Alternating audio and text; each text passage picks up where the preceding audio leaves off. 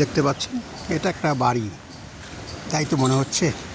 দেখুন কি সুন্দরভাবে সাজানো, সত্যি দেখার মতো, তাই না? এটা আসলে একটা পুজো মণ্ডপ।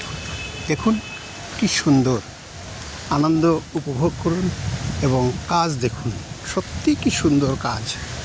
আপনার বিশ্বাস হবে না যে এটা একটা পুজো মণ্ডপ। দর্শনীয় স্থান দেখুন, মার পুজো শুরু হলো, ভালোভাবে চলবে এটা আমরা সবাই আশা করি। দেখেছেন কি সুন্দর কাজ, এটি দুর্গা পূজা মণ্ডপ। ভালো লাগলে লাইক